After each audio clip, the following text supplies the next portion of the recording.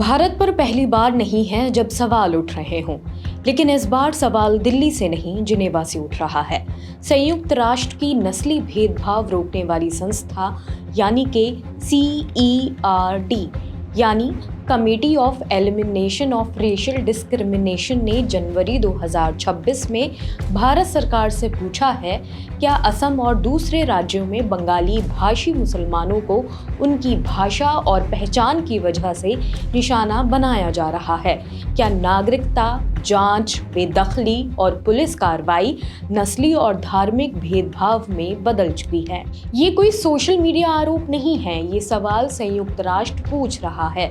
अब जरा जमीन पर उतरते हैं। अब सवाल ये है कि ऐसा क्या हो रहा है भारत में कि UN को बीच में आना पड़ा। तो चलिए आपको ले चलते हैं असम, गुजरात, महाराष्ट्र और बॉर्डर के उन इलाकों में जहां लोगों को बिना कोर्ट, बिना नोटिस और बिना जुर्म साबित किए दूसरे देश में धकेल दिया जा रहा है, इल्लीगल माइग्रेंट्स का ठप्पा लगाकर। ह्यूमन राइट वॉच की रिपोर्ट बताती है कि मई 2025 से अब तक 1500 से ज्यादा लोगों को भारत से बांग्लादेश भेज दिया गया है।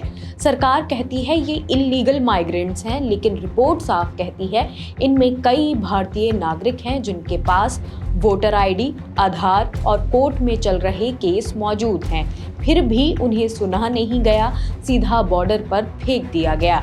इनमें लगभग 100 रोहिंग्या शरणार्थी भी शामिल थे जो म्यांमार से जान बचाकर भारत आए थे, और ये कार्रवाई यहीं नहीं रुकी, ये बेदखली अब भी जारी है। ये कार्रवाई सिर्फ एक राज्य तक सीमित नहीं है।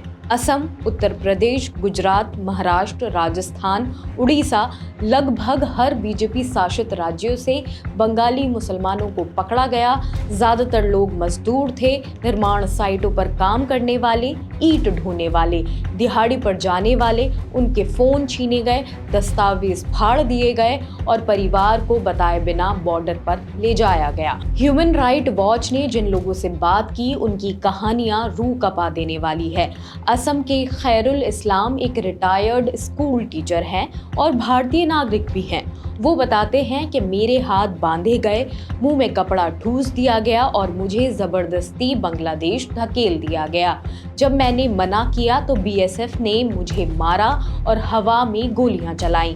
वो 2 हफ्ते बाद किसी तरह वापस लौट पाए, लेकिन कई लोग आज भी लापता हैं।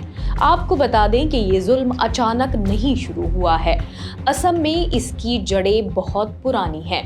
2019 का NRC यानी कि नेशनल रजिस्टर ऑफ सिटीजन, जिसमें 19 लाख से ज़्यादा लोग बाहर कर दिए गए, जिनमें सबसे ज़्यादा संख्या बंगाली मुसलमानों की थी।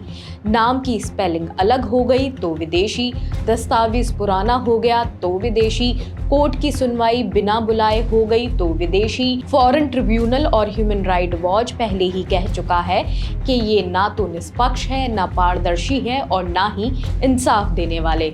हालांकि जनवरी 2026 में असम के मुख्यमंत्री हेमंत बिस्वा शर्मा खुलेआम कह चुके हैं कि सिर्फ मियां निकाले जा रहे हैं।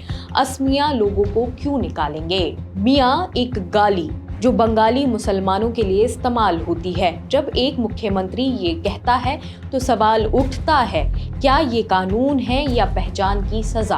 कहते हैं ना, हर जुल्म का एक अंत होता है। ये भी नहीं मालूम कि पहचान की राजनीति कब रुकेगी, लेकिन देश में जो हो रहा है उसे लेकर इंटरनेशनल आवाजें अब सामने आ रही हैं।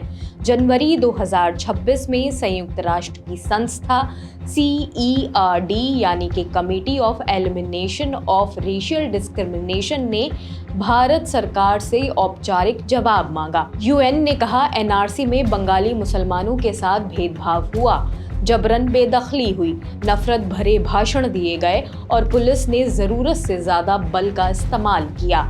UN ने साफ कहा, नस्ल, भाषा या धर्म के आधार पर नागरिकता छीनना अंतर्राष्ट्रीय कानून का उल्लंघन है। मई 2025 से लगभग 40 रोहिंग्या शरणार्थियों को भारतीय नौसेना के जहाज से समुद्र में उतार दिया गया। उन्हें सिर्फ लाइफ जैकेट दी गई और कहा गया तैर कर जाओ। UN के स्पेशल रिपोर्टर टॉम एंड्रयूज ने इसे कहा मानवता के खिलाफ अपराध।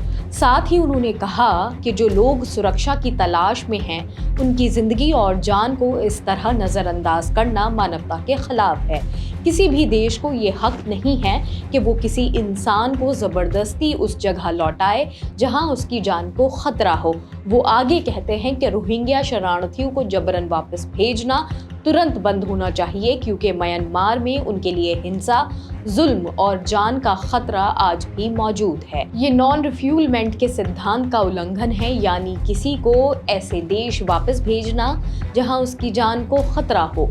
सवाल ये नहीं है कि देश में अवैध प्रवासी हैं या नहीं, सवाल ये है क्या किसी को बिना सुने, बिना साबित किए बंदूक के दम पर बाहर फेंक देना इंसाफ है। आज ये बंगाली मुसलमान हैं, कल कोई और हो सकता है। ह्यूमन राइट वॉच, संयुक्त राष्ट्र और खुद भारत का संविधान तीनों कहते हैं नागरिकता शख्स से नहीं छीनी जाती, इंसाफ प्रक्रिया से होता है। अगर ये सब ऐसे ही नजरअंदाज होता रहा तो कल सवाल सिर्फ वो कौन थे नहीं होगा, सवाल होगा आज नंबर किसका है।